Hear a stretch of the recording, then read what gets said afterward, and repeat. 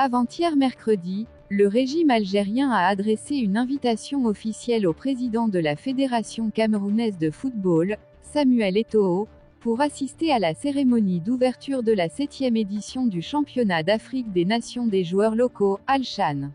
Dans un geste qui pourrait mettre fin à la crise du football entre les deux pays, qui a débuté il y a un an en raison des matchs de qualification à la Coupe du Monde.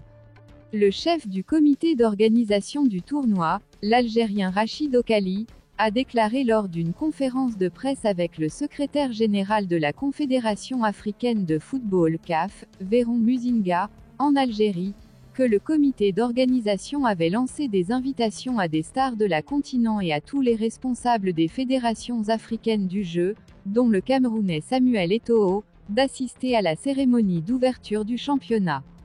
Lundi dernier, il a également reçu l'ambassadeur d'Algérie au Cameroun, Boumedienne Mahi, dans son bureau, à Eto'o, et ils ont évoqué la participation de l'équipe nationale camerounaise au championnat d'Algérie, et d'autres questions sportives, selon un communiqué du Camerounais Fédération.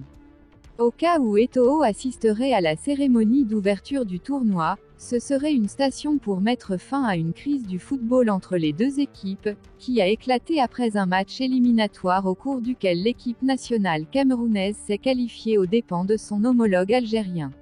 À la Coupe du Monde au Qatar 2022.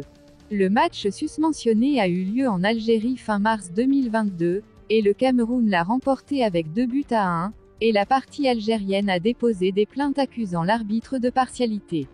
Lors de la Coupe du Monde au Qatar, Eto'o a agressé un militant algérien sur la plateforme YouTube, après qu'il lui ait demandé s'il avait payé un pot de vin à l'arbitre gambien Bakary Gassama, et plus tard Eto'o s'est excusé pour cette attaque, à travers un communiqué.